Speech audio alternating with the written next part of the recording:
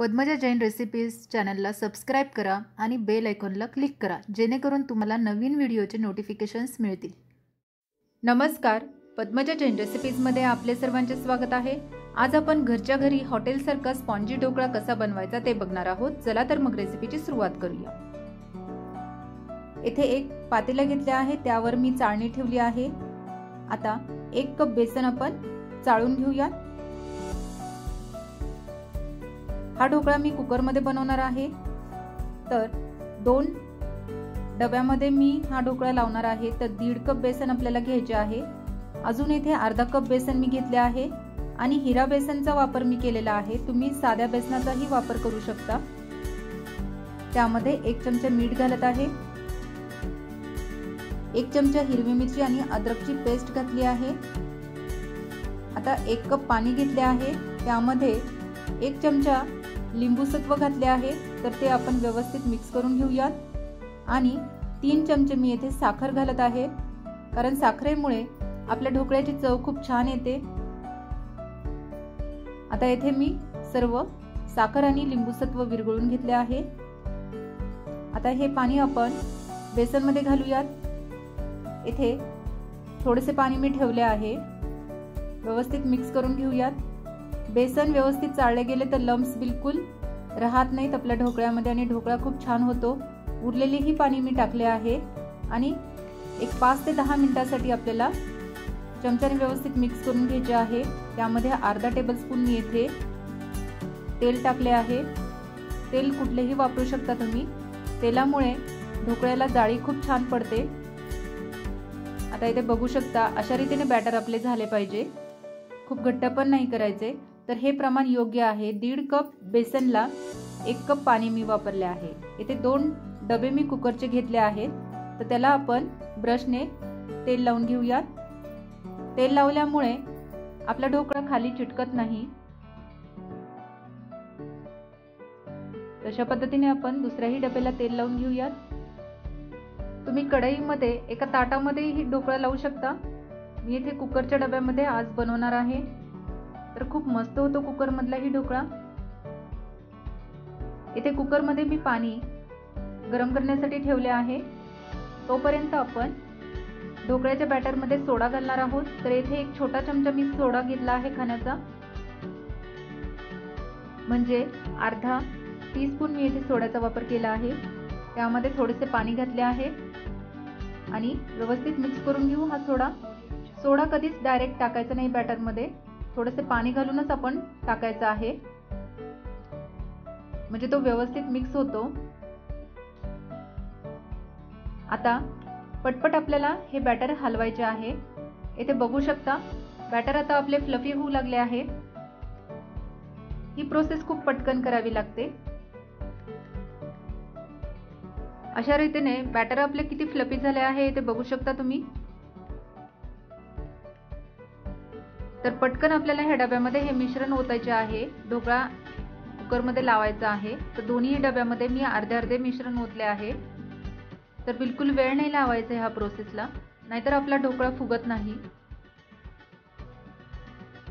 आणि कुकर मध्ये आपण आधीच पाणी गरम करून घेतले आहे। आता दोन्ही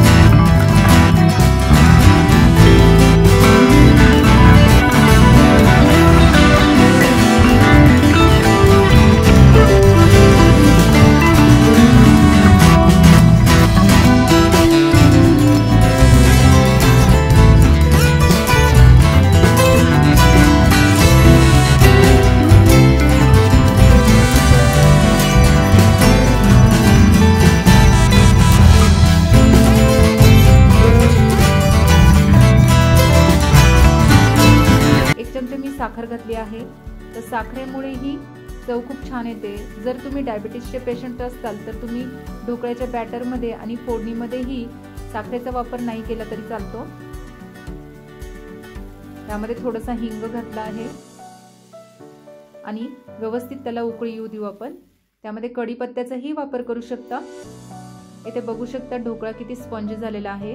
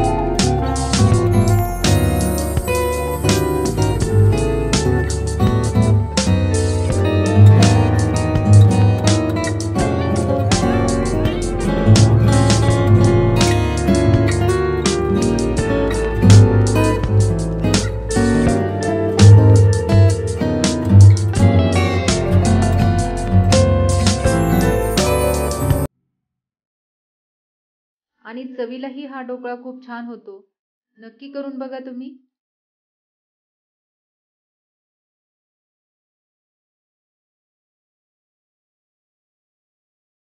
इथे बघू शकता किती स्पॉन्जी झालेला आहे ढोकळा।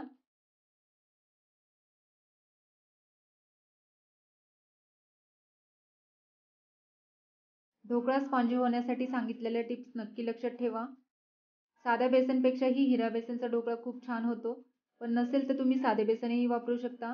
आणि बॅटरमध्ये तेलाचा वापर तर अवश्य करावा, त्यामुळे आपल्या ढोकळ्याला जाळी खूप छान पडते। आणि सोडा आपण ज्यावेळेस ढोकळ्याच्या बॅटरमध्ये घालतो त्यावेळेस तो पाण्यामध्ये टाकूनच विरघळून नंतर बॅटरमध्ये घालावा। त्याचा वापर केल्यामुळे ढोकळ्याची चवही खूप छान लागते। इथे बघू शकता किती स्पॉन्जी झालेला आहे आणि जाळीही खूप छान पडली आहे आपल्या ढोकळ्याला। तर असा हा खमण ढोकळा तुम्ही घरच्या घरी नक्की बनवा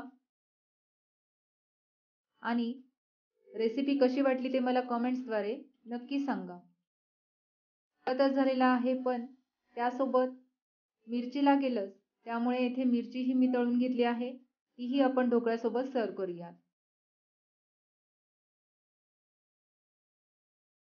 रेसिपी आवडली असेल तर लाईक करा, शेअर करा आणि पद्मजा जैन रेसिपी चॅनलला सबस्क्राईब करा। Thanks for watching.